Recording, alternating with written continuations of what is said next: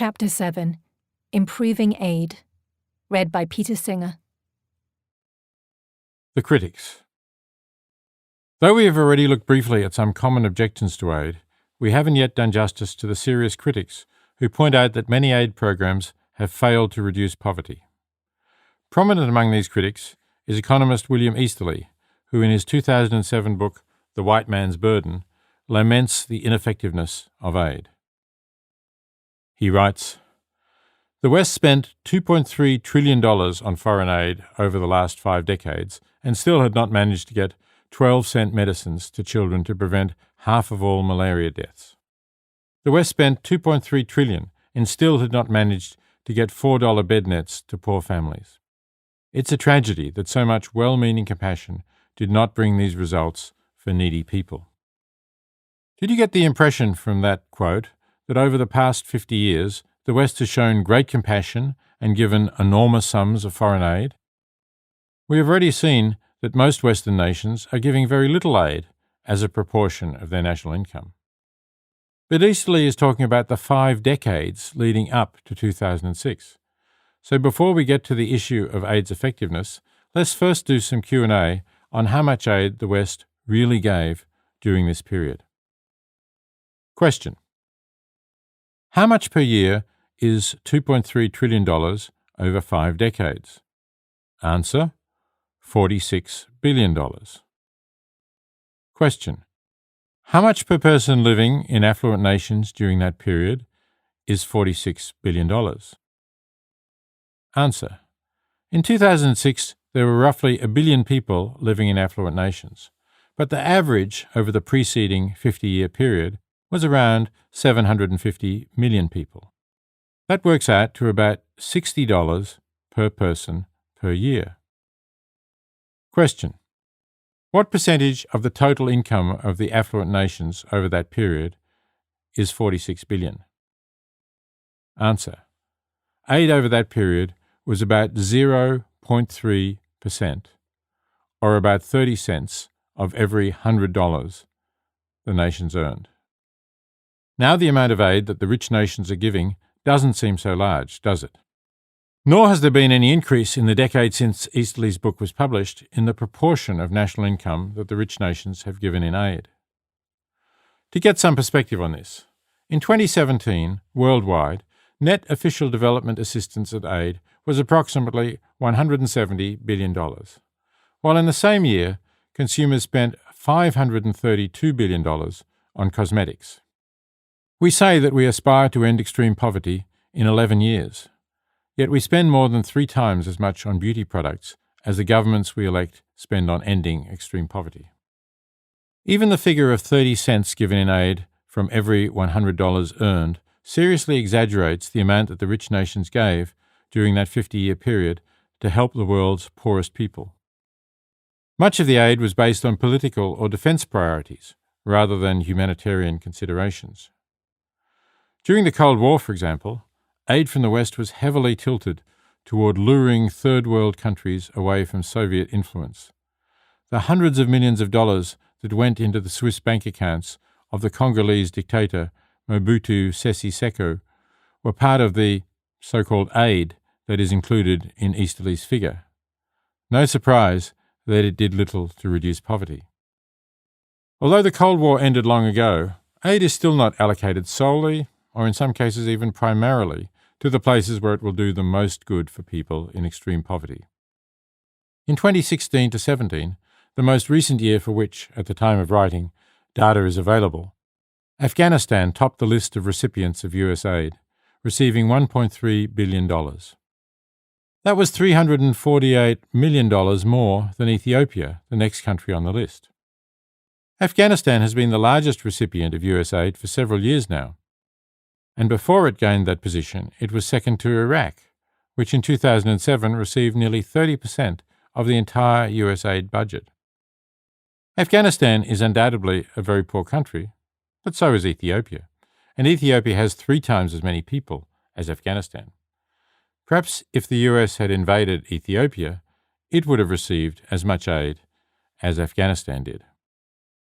A second reason that total figures for aid can give an exaggerated impression of what is being done to help the poor is that some countries, including the United States and Australia, tie their aid to the purchase of goods that they make, thus boosting their own economies, but making the aid less effective. The United States ties more of its aid than any other major donor, an estimated 32%. For example, US government agencies donating condoms intended to stop the spread of AIDS in Africa must buy them from US manufacturers, although US-made condoms are twice the price of similar products made in Asia. Donating condoms to Africa saves lives, but since the amount of money available for this purpose is fixed, anything that increases the cost of the condoms reduces the number donated and translates into lives lost. Congress also requires that almost all US food aid must be grown domestically, even though it would be far cheaper to buy the grain in the region where it is needed, saving on shipping costs and other overheads, as well as avoiding a delay of about 4 months in delivery of the food. A study of the 2008 Farm Bill found that local sourcing of food would result in a significant cost saving, 25% on pulses and legumes and 53% on grains. Worse still, when low-income countries import large quantities of subsidized food, the price that their own farmers can get for their crops falls, and this reduces the incentive for them to produce more. In addition, the cargo preference mandate demands that at least 50% of food aid is to be shipped on US-flagged vessels, although freight rates on those vessels are up to 40% higher than internationally competitive rates. The US Government Accountability Office, the non-partisan investigative arm of Congress, has concluded that food aid is, quote, inherently inefficient. While Daniel Maxwell and Christopher Barrett, in their major study, Food Aid After 50 Years, dispel what they refer to as the myth that American food aid is primarily about feeding the hungry. These disadvantages have become sufficiently clear for CARE, one of the largest US agencies working against poverty, to refuse to distribute American grain in poor countries, even though it would have received $45 million if it had been prepared to do so. The American Enterprise Institute, a conservative think tank, estimates that if both the food sourcing and cargo preference mandates were reformed, the cost of aid delivery would be reduced by $300 million a year. This would allow millions more to access life-saving and life-changing aid. The problem, however, is political. The disproportionate political influence of rural states in the US means that grain producers have been able to distort the US aid program to such an extent that it is as much a program to aid US farmers as it is to aid hungry people in low-income countries. You may think that it's entirely reasonable for countries to make their aid conditional in this way, but if you're willing to argue that, then it isn't fair to conclude that all aid is ineffective. Part of the aim of tied aid is to benefit the donor country's own economy, and presumably it sometimes does achieve this. If we take into account the factors mentioned above, we find that during the 5 decades to which Easterly was referring when he claimed that $2.3 trillion in aid had not ended poverty, what was actually spent on aid, intended primarily to benefit people living in extreme poverty, was nothing like $60 per year for each citizen of the wealthy nations. It may have been less than a quarter of that amount. Suppose, though, that the full $60 had gone to aid for the poorest. That's still less than you may spend, without much thought at all, on dinner for 2 at a modestly priced restaurant, and much less than you would spend if you go to an expensive restaurant or a concert. Does the cost of one night out really amount to what Easterly calls so much well-meaning compassion? That suggests low expectations of the compassion of our fellow human beings. It also means that we cannot sweepingly condemn aid as ineffective by claiming that our immense compassion has already led us to pour vast sums of aid into poor nations, but that these vast sums have failed to do even basic things like prevent malaria deaths. If we haven't yet succeeded in doing these basic things, maybe it is because we have given too little funding specifically for those purposes. Most aid critics target government-run programs and government-funded institutions. Easterly's book, The White Man's Burden, for example, focuses mainly on the World Bank, the International Monetary Fund, the United Nations, and the United States Agency for International Development, known as USAID. Easterly argues that these organizations' failures result from grandiose ambitions, top-down planning, and a lack of accountability. But he almost entirely ignores the work of non-governmental organisations. They are mentioned only 4 times in a book of 400 pages, and in none of these references is there a sustained discussion of the organisation's work.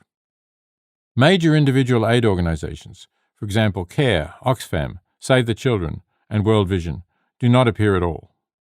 Thus, while Easterly advises activists to, quote, change your issue from raising more aid money to making sure that the aid money reaches the poor, he supplies no basis for his suggestion that raising more aid money is futile, if the activist addressed is raising money for a non-governmental organisation.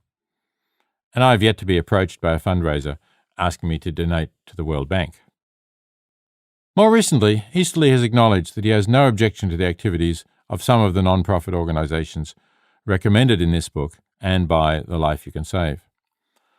In response to a question asked after his 2015 Hayek Memorial Lecture in London, in which he emphasised respect for the rights of the poor, he said, "Of course, giving mosquito nets to a poor person does not violate their rights.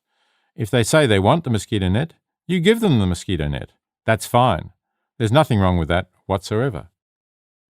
Dambisa Moyo, a Harvard-educated economist from Zambia, created a stir with her book Dead Aid, in which she argued that cutting off aid to African governments would force them to raise money from taxation, and that this would make them more transparent and more accountable to their citizens. It is very difficult to know whether this is correct, and whether the benefits of increased transparency and accountability would outweigh the benefits that would be lost if aid were cut off. What is clear, however, is that Moyo is not referring to aid from non-governmental agencies because she says this explicitly in her book. Angus Deaton, a Nobel Prize-winning economist and the author of The Great Escape, about how most of the world's population escaped extreme poverty, expresses concern that aid allows governments to avoid their responsibilities to their citizens. He nevertheless accepts the fact that aid has been important in fighting malaria, HIV/AIDS, and some neglected tropical diseases. The most impressive example of what aid can do is the eradication of smallpox.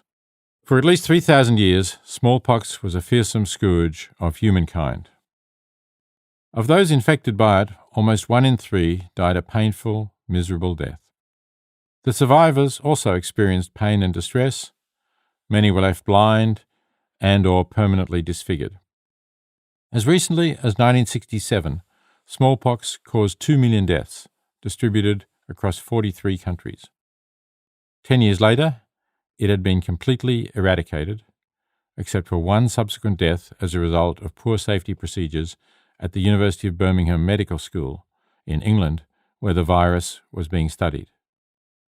The eradication was the result of a concerted global vaccination campaign first proposed in 1958 by the Soviet Union's Deputy Minister for Health, a virologist named Viktor Zhdanov, and then taken up by the World Health Organization. In the first 60 years of the 20th century, smallpox killed between 1.5 and 3 million people every year. If we conservatively use the low end of this range, its eradication, 42 years ago at the time of writing, has saved the lives of 63 million people and prevented another 147 million from suffering from a painful and debilitating disease. This is, as William MacAskill points out in his book Doing Good Better, about 5 times the number of people killed in all the wars, atrocities, and terrorist attacks that have taken place since the 1970s, including the killing fields of Cambodia under the Khmer Rouge, the 1994 massacres of Tutsis in Rwanda, the wars in the Congo, Afghanistan, and Iraq, and the terrorist attacks of September 11, 2001. We can add the wars in Syria and Yemen, and terrorism right up to the 2019 terrorist attack on Muslims in Christchurch, and we still won't get to more than a quarter of the number saved by the eradication of smallpox. That is why MacAskill has suggested that Viktor Zhdanov may have done more good for humanity than any other person who has ever lived. MacAskill wasn't adding these numbers up for fun. He is one of the founders of the effective altruism movement and was responding to criticisms of aid, including Easterly's claim that the $2.3 trillion spent over the 5 decades leading up to 2006 was not money well spent. To the contrary, he argues, let's suppose that those $2.3 trillion did nothing except eradicate smallpox. Then aid would have saved more than 60 million lives at a cost per life saved of about $40,000. As we saw in the previous chapter, that's not as cheap as some of the life-saving interventions we can support today, like providing bed nets or broadcasting health information in low-income countries by radio advertisements. Still, when we compare it with the figure of $9.6 million used by the US Department of Transport as a guide to how much should be spent on road safety improvements that will save one life, it's a real bargain. Even if one believes that governments rightly put a higher priority on saving the lives of their own citizens than they do on saving the lives of the citizens of other countries, it would be difficult to defend a discount rate that values the life of a citizen from a country where smallpox was prevalent during the 1950s as worth only 1/200th of the life of a citizen of an affluent country. Remember, too, that the calculations of the previous paragraph are based on the assumption that the $2.3 trillion donated in aid achieved nothing except eradicating smallpox. In fact, there's good evidence that the aid did many other positive things as well. No one really knows whether poverty on a global scale could be overcome by a truly substantial amount of aid provided without political interference. It's never been tried. The political and bureaucratic constraints that encumber official aid make private donations to effective, non-governmental agencies all the more important. The worst that can be said about aid with any certainty is that in the past, a lot of official aid has been misconceived and misdirected and has done little good. But the data we are now accumulating from much field research and many randomized controlled trials makes it very plausible that if we truly set out to reduce poverty and put resources that match the size of the problem into doing so, including resources to evaluate past failures and learn from our mistakes, we will be able to sharply reduce extreme poverty. Aid and economic growth. Some aid critics claim that only a growing economy can lift the poor out of poverty. Aid, they say, even if it may help to prevent people from dying of malaria, measles, and other diseases, does not spur economic growth. Martin Wolf, for example, in Why Globalization Works, argues that reducing the barriers that poor nations face when they seek to sell their products on the global market would do more to reduce poverty than any amount of aid. As evidence, Wolf and other aid critics claim that the nations that have pulled themselves out of poverty during the past 50 years have generally received little aid, whereas the nations that have received the most aid are generally still poor. This, however, is not a fair test of the effect of aid on growth, because those countries facing greater problems, for whatever reason, are likely to receive more aid. Nor, of course, can we do randomized controlled trials with different poor countries, giving aid to some, but not to others, to see what difference the aid makes. But a group of economists from the University of Maryland, Michigan State University, and the World Bank noticed that since 1987, whether a country is eligible for aid from the International Development Association has been based partly on whether the country's per capita income is below a specific threshold.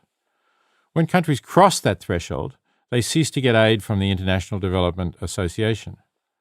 Moreover, the economists found, the loss of aid from that particular source is not made up for by increased donations from other sources.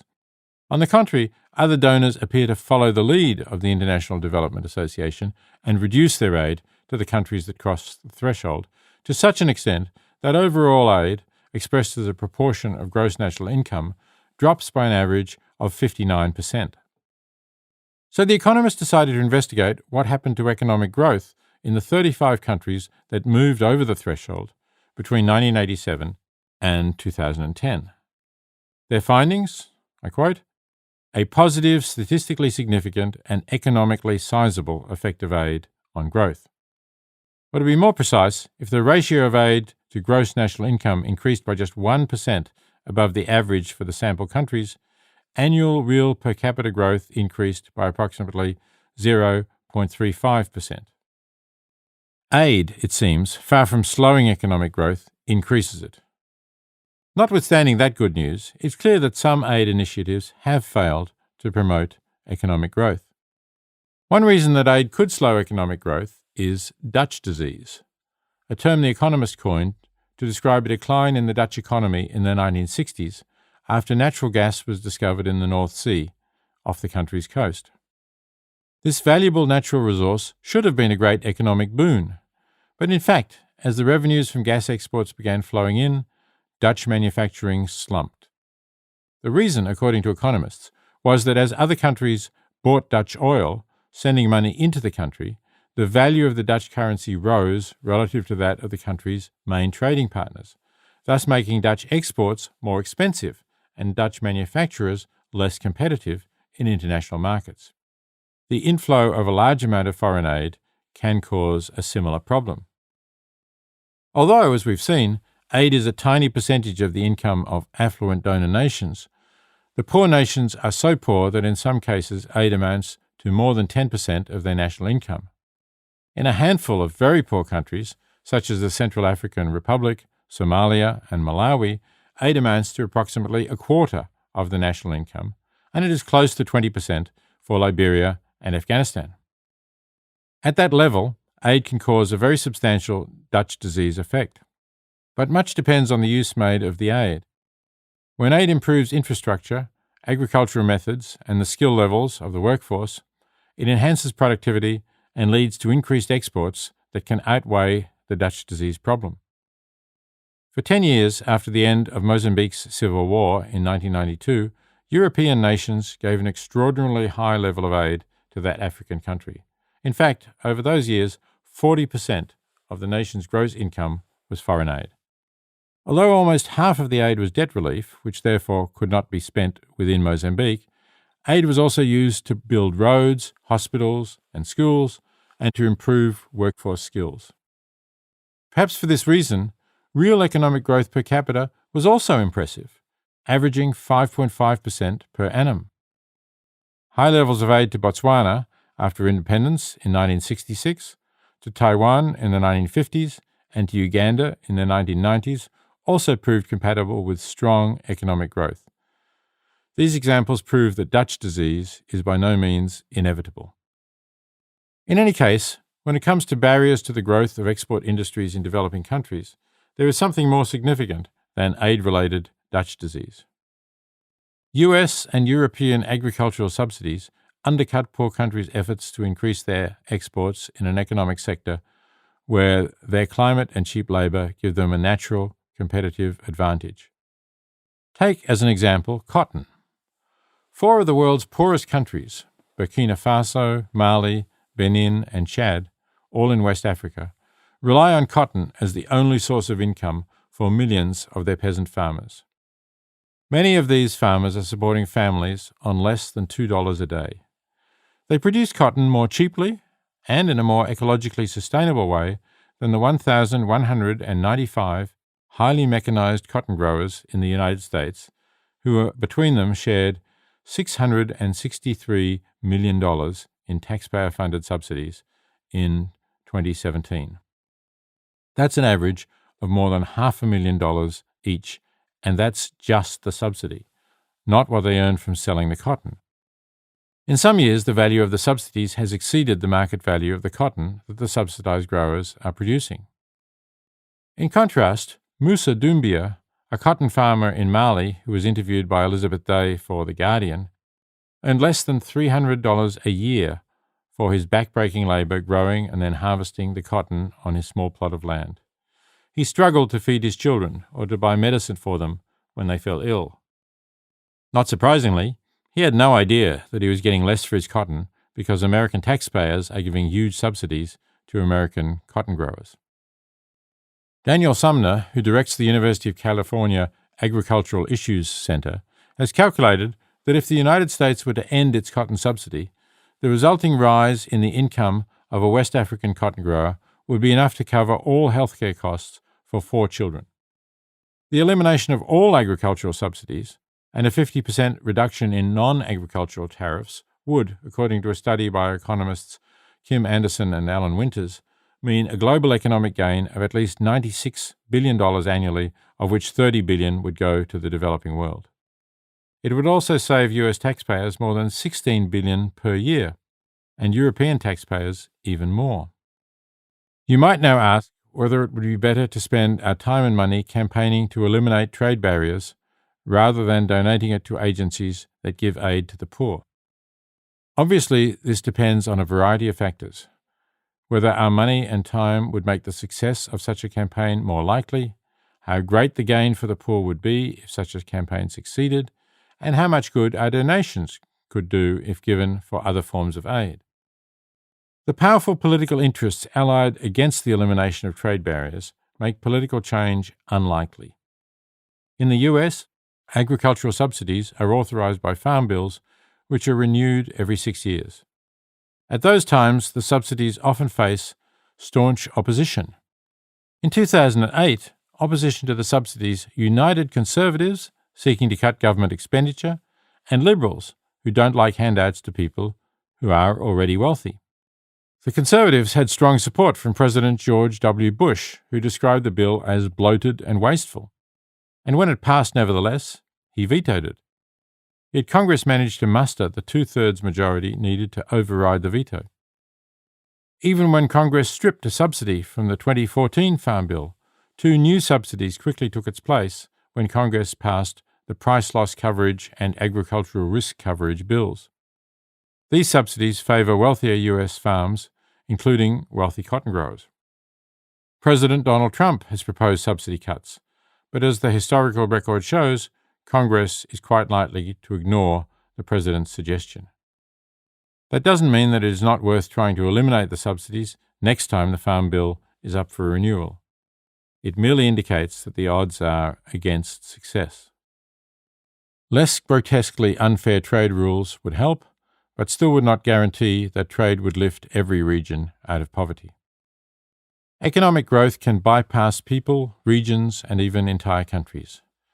That may be because a country's government is following ill-advised economic policies, or because politics, customs, and social structures are so inimical to economic productivity that few are willing to invest, in which case economic aid can be made conditional on policy reform. But it may also be because the country suffers from geographical disadvantages, being landlocked, say, and surrounded by poor neighbours that do not offer promising markets. Then growth may be blocked by the difficulty of reaching more prosperous markets for exports. In those situations, aid aimed at improving local food production and providing education and basic health care may be the best, indeed the only way of helping the country's poor. Ideally, aid should provide a safety net for those who, for whatever reason, are not benefiting from economic growth. Economic growth is not the only way for a country to improve the lives of its citizens. Sometimes poorer countries do better on key indicators of human well-being, such as infant mortality and longevity, than richer ones. Cuba, famously, has lower infant mortality than the United States. When William Easterly and Bill Gates were on a panel together at the World Economic Forum in 2007, Easterly made his usual point that all the aid given to Africa over the years has failed to stimulate economic growth there. Gates responded sharply, "I don't promise that when a kid lives, it will cause a gross national product increase. I think life has value." Gates is right. Our focus should not be on growth for its own sake, but the goals that lie behind our desire for growth: saving lives, reducing misery, and meeting people's basic needs. Bad institutions undo good projects. In the long-running debate about why some nations are rich and others are poor, many experts emphasize the importance of good institutions and practices, like the rule of law, protection of property rights, effective government, social conventions that make trust possible, good and universal schooling, and low tolerance of corruption. Effective government means that the public sector works tolerably well. If we want to start a business, we won't have to bribe officials to get things done, and our rights as workers, consumers, and residents will be protected from unsafe workplaces, unsafe products, and industrial pollution. The rule of law protects us from violence and allows us to plan for the future with reasonable confidence that what we own will not be taken from us. It enables us to make contracts, knowing that the other contracting parties will be penalised if they breach them. Since there are always costs in resorting to the law, however, a certain level of trust makes it easier for people to work together and creates a sense of community. The idea that good institutions play a crucial role in reducing poverty leads not to denying the value of aid, but rather to making aid conditional on the recipient government doing its part in providing the conditions for economic growth. This way of thinking persuaded President George W. Bush in 2002 to set up, with bipartisan support, the Millennium Challenge Account, an initiative reserving a portion of US aid for governments that, in the President's words, govern justly, invest in their people, and encourage economic freedom. To administer the account, the legislation also set up an independent agency called the Millennium Challenge Corporation. The Millennium Challenge Corporation continued throughout the Obama administration and is the only sector of the US aid program that has been receiving favorable attention from the Trump administration. Although the Millennium Challenge Corporation has been criticized for using aid to spread the capitalist model of development, the conditions that countries have to meet to be eligible for aid have been credited with many successes, including improvements in Liberia's educational data, anti-corruption efforts in Sierra Leone, and more local achievements such as sales of land in the Senegal River Valley to women. A study by the Center for Global Development, a frequent critic of US government aid programs, found that in African countries that had entered into a compact with the Millennium Challenge Corporation, US aid programs had a dramatically higher alignment with the priorities of citizens, as measured by public surveys, than they did in countries that had not entered into a compact. Paul Collier, an economist who studies aid and its impact on development, has demonstrated that aid can be effective in improving institutions, particularly when dealing with fragile states. Countries emerging from civil war, for instance, are at high risk of falling back into conflict, with all the misery that will bring to their citizens. Collier has shown that substantial amounts of aid, properly directed and sustained for several years, can enhance the capacity of governments to avoid that tragedy. Mozambique, which suffered through decades of internal war, is one example where aid has made a difference, and Sierra Leone is another. Opportunities arise, too, when a reforming government replaces a corrupt or incompetent regime with one that is more honest and capable, as in the case of Levi Mwanawasa's government in Zambia, which succeeded an extremely corrupt government when it took office in 2002. Collier found that in such cases, providing $1 billion worth of technical assistance over 4 years could be expected to produce $15 billion worth of economic benefits in the country, not counting the gain to the world that comes from countries having effective governments. If making our aid conditional on reform can help to improve corrupt or inefficient governments and to avoid conflict, there are circumstances in which that is the right thing to do. Tragically, sometimes conditions are so bad that nothing we can do will diminish the misery of a bad government's unfortunate citizens. Then we have to go elsewhere. But at other times, aid can directly help the poorest, making a significant and sustainable difference to them, even if that does not lead to better institutions. In that case, we should not withhold it. Evaluating what works. 1. Microfinance. The story of microfinance goes back to 1976, when Muhammad Yunus was head of the Department of Economics at Chittagong University in Bangladesh. His research on rural poverty took him to the nearby village of Jobra, where he found that women making furniture had to borrow from local moneylenders to buy the bamboo they needed. The moneylenders charged such high rates of interest that the women could never work their way out of poverty. Yunus took the equivalent of $27 from his own pocket and lent it to a group of 42 women from the village. Incredibly, this tiny sum, about 64 cents per person, was enough to put them on the path to independence from the moneylenders and eventually to repaying the loan and working their way out of poverty. Encouraged by this success, Yunus persuaded a government bank to lend money for a pilot project that would make very small loans to villagers. Over the next 6 years, the pilot project made thousands of loans, usually to groups of women. The women knew that if they did not repay the loans, others in the group would not be able to borrow, so virtually all the loans were repaid. This reversed the then accepted economic wisdom that lending to the poor carries high risks and therefore can be economically viable only if high rates of interest are charged.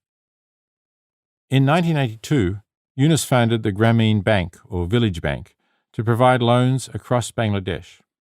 It grew to extend loans to several million customers in that country, many of whom had no credit rating, assets, or employment history. And yet 97% of the loans it made were repaid in full.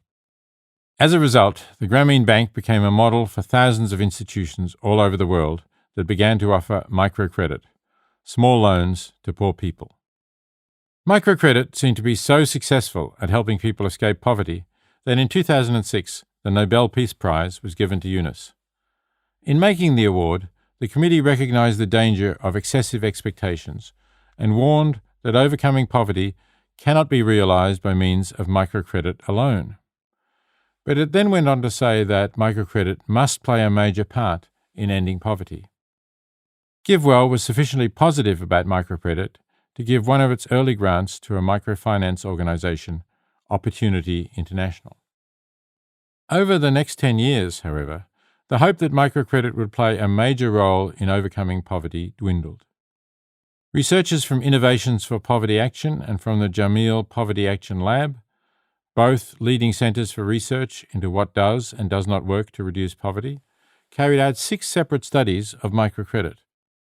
They concluded that small, short-term loans generally do not lead to increased income, investments in children's schooling, or substantial gains in women's empowerment for poor borrowers. That doesn't mean that microcredit does no good at all. Making loans available to poor people can help them deal with emergencies and feed their families in lean times. But microcredit doesn't transform the lives of borrowers, nor does it make a major contribution to ending poverty. 2. No lean season. Charities typically get started because, like Muhammad Yunus, the founders care about a problem, extreme poverty, for example, and have an idea about how to solve it. They may try that solution in one location and find that it helps, so they get enthused about implementing their plan and scaling it up in the hope that it will take care of the problem worldwide. To do that, they form a charity and gain support from donors who also care about the issue and believe in the strategy. This model may seem intuitively appealing, but it makes it difficult for the founders to be objective in assessing the success of their project. What is really needed is a commitment not to a particular solution, but to following the evidence. That is the approach taken by Evidence Action, one of the Life You Can Save's recommended nonprofits. It runs both large-scale programs and a beta incubator that tests promising interventions to assess impact, cost-effectiveness, and scalability before deciding whether to scale them up. No Lean Season, a program in the beta incubator, was designed to address a dramatic drop-off in work opportunities for ultra-poor rural labourers that often occurs during the period between planting crops and harvesting them. This lean season poverty affects 600 million people globally. The idea behind No Lean Season was that providing small travel subsidies or loans would enable labourers to get to a nearby city or another rural area with different labour opportunities. There they might find jobs during the lean season in which they would earn much more than they could if they stayed in the countryside. This wasn't just a plausible theory, it had been tested in small-scale, randomised controlled trials conducted in northern Bangladesh, showing positive impacts on income and consumption for participant families. These trials, and the estimated cost-effectiveness of the No Lean Season program, were so promising that GiveWell named No Lean Season a top charity for 2017. Evidence Action knows that scaling up programs isn't easy. Delivering services to a few villages, for example, requires different skills and resources from delivering those services at a regional or countrywide level. For this reason, Evidence Action doesn't rely on small-scale testing alone, even if it is properly randomised and produces statistically significant results. Evidence Action continues to test its programs as they increase in scale, and in the case of No Lean Season, collaborated with leading economists to conduct another randomised controlled trial to understand whether the program had the same positive outcomes when scaled up. Once the results of this large-scale trial were analysed, No Lean Season's intervention looked less promising. In particular, the researchers found that fewer workers took up the loans, which meant that the program had no impact on inducing migration or subsequently on income or consumption. But here's the most remarkable thing about this story. Evidence Action's leaders, researchers and field workers had invested time, money and a good deal of hope in No Lean Season. You might therefore expect that the organisation would play down the outcome of the large-scale trial, perhaps claiming that there were flaws in the study, or that they had found a way to overcome the deficiencies the tests revealed. Instead, Evidence Action informed GiveWell that No Lean Season shouldn't be named a top charity for 2018 and stopped raising funds for the program, while conducting further research to determine whether some changes to the program would produce the positive outcomes found in the earlier local trial. As Evidence Action was waiting for results from the new trial, though, other issues arose, including evidence that proper financial procedures had not always been followed by their local partner organisation. After further investigation, Evidence Action concluded that they should end the No Lean Season program entirely. Evidence Action's transparency and honesty has made the organisation a model of how an evidence-based organisation should act in these difficult situations. As Evidence Action's Chief Executive Officer, Kanika Bahl, puts it, organisations must be willing to make tough calls and exit programs when appropriate. Bahl goes on to note that, I quote, "The takeaway is not that if a program faces challenges, an NGO should walk away from doing work that measurably improves the lives of tens or hundreds of thousands of people," end of quote, but that in settings where the likelihood of a range of challenges is high, quote again, "our job must be to cost-effectively and responsibly mitigate these risks rather than turn away from opportunities that dramatically improve lives." In the end, flaws in one of Evidence Action's previously lauded programs have not diminished the organisation's reputation, but enhanced it. If more charities follow Evidence Action's lead, and more donors reward organisations that honestly report the findings of their assessments and then make the difficult decisions that those assessments require, more resources will flow to programs that actually work, and more good will be done. 3. The Millennium Villages Project. In 2005, the United Nations Millennium Project, directed by Jeffrey Sachs, launched the Millennium Villages Project as a means of implementing its recommendations at a local scale in rural Africa. The project was intended to assist villages over 10 years and in 10 sub-Saharan African countries to reach the Millennium Development Goals, using a combination of interventions in agriculture, nutrition, education, health, and infrastructure. The underlying hypothesis was that such a combination would enable villagers to escape the circumstances that kept them trapped in poverty. The project attracted support from many high-profile individuals, including Madonna, Bono, Angelina Jolie, Brad Pitt, and George Soros. In the first edition of this book, I described it as having the potential to be a model for how we can assist people to work their way out of poverty, even in a country with poor government and corrupt institutions. As I noted at the time, it was then too early to tell whether the multi-sector development approach project would be effective. But initial results were promising. Now that the results are in, it is clear that the initial promise has not been fulfilled. The project did not enable the villagers to achieve the Millennium Development Goals. To see such an ambitious and well-meaning project fail is disappointing. Perhaps more disappointing, however, was the fact that the project was not more rigorously evaluated. As we saw with Evidence Action's No Lean Season, it is important to acknowledge mistakes and apply the lessons to future projects. Transparency and a rigorous approach to project planning and execution, as well as to evidence collection, is not easy and does not come cheaply, but it should be a priority in all new approaches to aid. 4. The Graduation Approach. A multifaceted program known as the Graduation Approach has been more rigorously evaluated and so far is showing good results in improving the situation of ultra-poor people. This approach has several elements: the provision of an asset, either cash to start a business or a productive asset, such as chickens, training in how to use the asset to generate an income, mentoring for the 3-year duration of the project, and access to a savings and loan facility or group. Randomized controlled trials were used to evaluate the program in 6 different countries in Asia, Africa, and Latin America. The trials showed sustained income increases in 5 of the 6 countries, as well as increases in consumption for those families who had been so poor that they were missing meals. Village Enterprise, a non-profit that was using the graduation approach in Kenya and Uganda, then invited the independent research organisation Innovations for Poverty Action to conduct a large-scale randomised controlled trial of their 1-year version of the program. This trial again found sustained positive outcomes, including improvements in nutrition and subjective well-being. Altogether, at the time of writing, there have been 9 well-conducted randomised controlled trials of the graduation approach. Taken together, they provide strong evidence that the combination of providing cash or an in-kind asset, business training, and savings groups is important in improving the position of extremely poor people. A World Bank brief on the graduation approach suggests that it can be an integral component of strategies aimed at eradicating extreme poverty.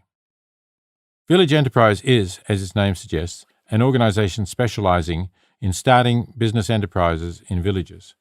Since 1987, it has helped start over 44,700 businesses and train more than 175,000 East Africans.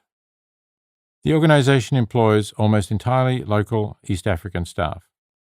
It elected to undergo an independent impact audit by charity evaluator Impact Matters, which gave it a 5-star rating, the highest possible across all categories, and estimated a return of $1.80 of lifetime household income for every $1 spent.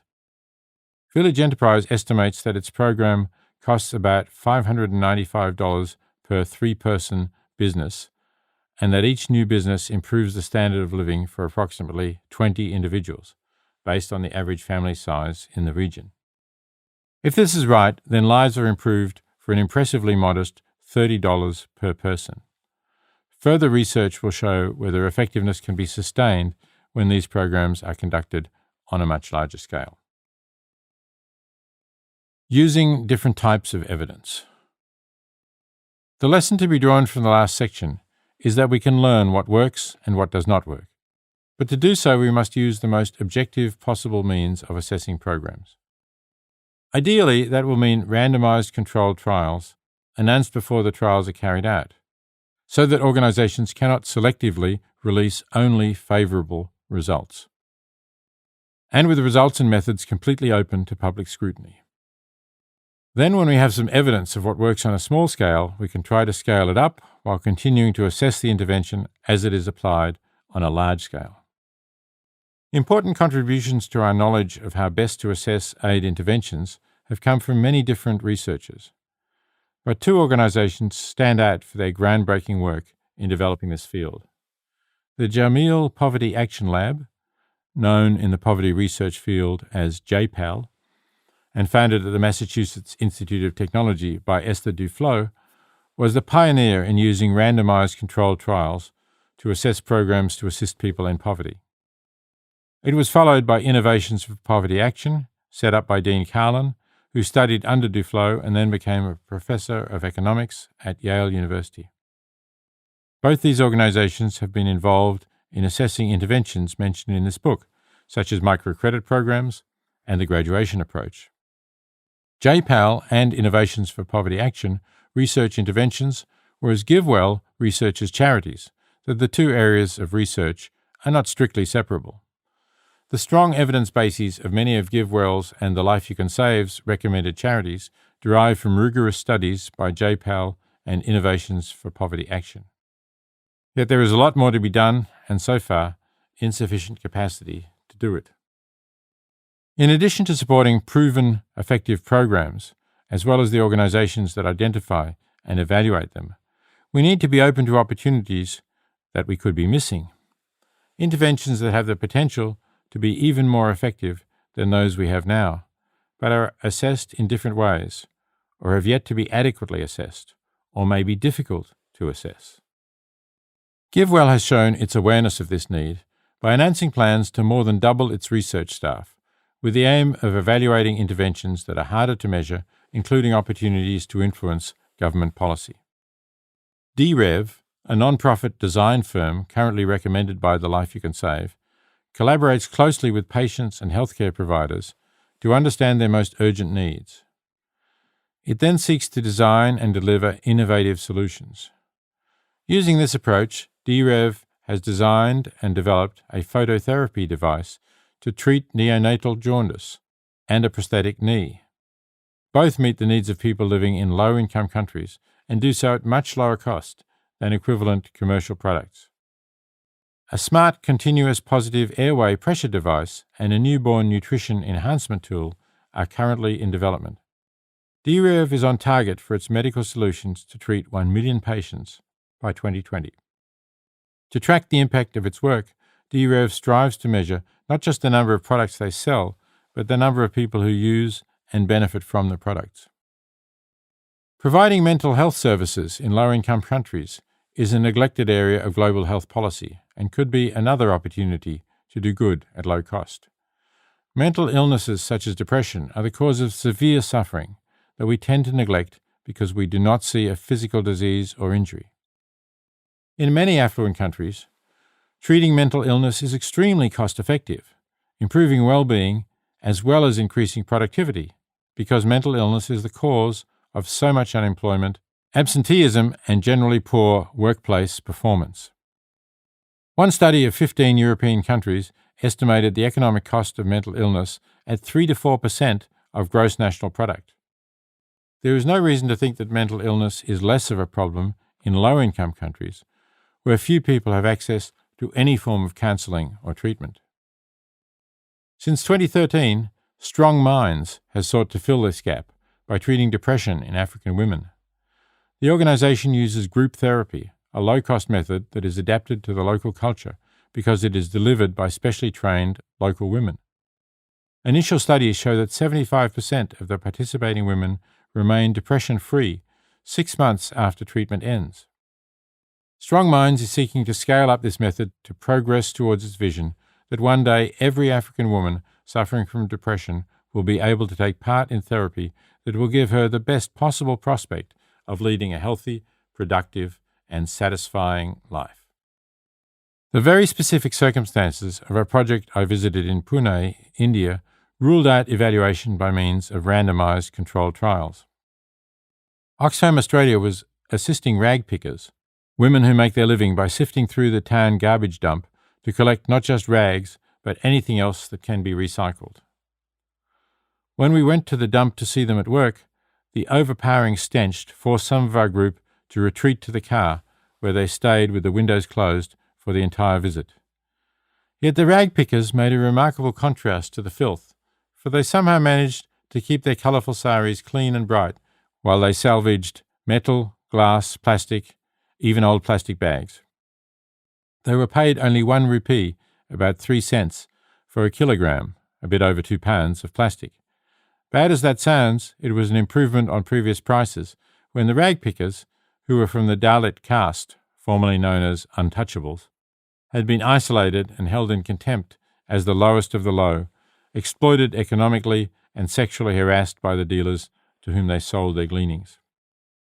The project owed its existence to Laxmi Narayan, a lecturer in adult education at a university in Pune. She had been running a literacy program for rag pickers, but realized that they needed more practical help before they could focus on learning to read and write. She sought and gained assistance from Oxfam to help the women organize themselves into the Registered Association of Rag Pickers, which enabled them to demand better prices and protected them from harassment. A big breakthrough came when the association persuaded the Pune Municipal Council to issue rag pickers' identity cards that would allow them entry to apartment buildings. Residents were asked to separate their recyclables, and as a result, many rag pickers were able to work in clean and safe conditions, collecting recyclables directly from homes. Others still worked in the dumps, but at least they benefited from some of the new protections. The association began taking on other tasks, like running a savings scheme and a microcredit facility. Interest earned on the pooled savings was used to provide scholarships and school texts for members' children. Previously, small children had worked alongside their mothers in the city dump, but I didn't see any on my visit. I was told that most of the rag pickers now realised that by going to school, their children might enjoy opportunities that they had not had themselves. Before I left Pune, I attended a meeting of the rag pickers, held in a room in the cramped but tidy district in which they lived. I couldn't understand anything that was said, but the atmosphere was one of wide and lively participation. After the meeting, Narayan told me that the women very much appreciated the support Oxfam had given them. But the project had achieved its goals, and the Registered Association of Rag Pickers was now self-supporting and did not need further support. Oxfam is an advocate for policy change as well as doing direct aid projects, and these attempts to change policy also have unique contexts that preclude randomised controlled trials. Looking at two of Oxfam's successful advocacy efforts will enable us to see the judgments we need to make to decide if such efforts are worthwhile. Mozambique has a population of 30 million, 63% of whom live on less than $1.90 per day. Women are especially at risk of living in extreme poverty, and according to traditional law, if a woman's husband died, the couple's home and land belonged to his family. Divorced women had no claim to property, and like widows were left penniless and were often reduced to begging, while fathers who left their families had no legal obligation to support their children. In the 1990s, women in Mozambique organised a coalition to end these injustices. Oxfam provided technical support and training in advocacy skills and helped organisations from different parts of the country to meet and work together. To help raise public awareness of the need for change, Oxfam also supported a media campaign involving not only television, radio and newspapers, but also street theatre to reach Mozambicans who do not read and lack access to radio and television. The campaign won support in many sectors of society and government. In 2004, the National Parliament passed a new family law requiring men to support women who were pregnant with their child, and once the child was born, to pay child support. The new law also granted women rights over the couple's property after 1 year of living together in a customary marriage. In 2009, a law against domestic violence gave women additional rights. Passing more enlightened laws is one thing, but having them enforced in a conservative male-dominated culture is another. Oxfam continues to support Mozambican women's organisations that inform women about their new rights and educate local police about the importance of enforcing the new laws. It isn't possible to quantify the impact of Oxfam's work, but the project appears to have contributed to improving the lives of millions of women who had been denied basic rights that we take for granted. Another Oxfam policy initiative took place in Ghana. When oil and gas were discovered there, it was uncertain to what use the new revenue that would soon be flowing into the government's coffers would be put. Ghana is a democracy and has an active civil society, so Oxfam could support groups seeking transparency and public accountability for the oil revenues. Oxfam's partners began an Oil for Agriculture campaign, seeking a substantial share of oil revenue for Ghana's impoverished farmers. The campaign succeeded. In 2014, Ghana's budget allocated $116 million, or 15% of the government's oil revenues, to agriculture, with most of it directed at poverty-focused agriculture to benefit smallholder farmers. For example, oil revenue was used to build a dam that provides water for 75 families cultivating small plots of land in Ghana's arid northeast. Since then, Oxfam has continued to support Ghanaian organisations that keep a watch on how the money is spent. Oxfam's expenditure on this campaign, including staff time, was no more than $200,000, with further modest sums paid to the local monitoring organisations. Can we then say that spending $200,000 led to $116 million in benefits for the poorest Ghanaian farmers in just 1 year, with sums on the same scale continuing to flow for a number of years? That may be the case, but it is also possible that the government would have reached the same desirable outcome without Oxfam's involvement. Suppose, though, that we very conservatively estimate that Oxfam's interventions only made it 1% more likely that a significant slice of the oil revenue would go to help Ghanaians in extreme poverty. In that case, Oxfam's actions still had an expected value of 1% of 116 million, or 1.16 million, with similar cost-benefit ratios likely in future years. That's still a remarkable return on the investment. Even if most advocacy campaigns fail to produce the desired result, as the campaigns to end US cotton subsidies have, so far, failed, one win as big as Oxfam's win in Ghana will help to pay for many losses. There is much to learn about how best to help people in extreme poverty, but our knowledge is increasing all the time. And as long as we are open about our mistakes, our knowledge will continue to grow. In this chapter, we've seen that changes in government aid policies could make a big difference. Not subsidizing wealthy producers who can then undercut small peasant farmers in low-income countries, not tying aid to purchasing products domestically and then exporting them on national carriers, and not using aid to advance national political agendas. When government aid is focused on helping people in extreme poverty, it can be effective, and if it is used to enhance productivity, it can lead to increased exports that offset the potential Dutch disease effect of large aid inflows. It can also be valuable for improving institutions, and putting conditions on aid is a legitimate way to do that. Aid can play an important role in helping a country to heal after an internal conflict. There are differences between government aid and individual aid. As individuals, we can choose where we donate, and in doing so, we can have a big impact in extending the work of effective organizations.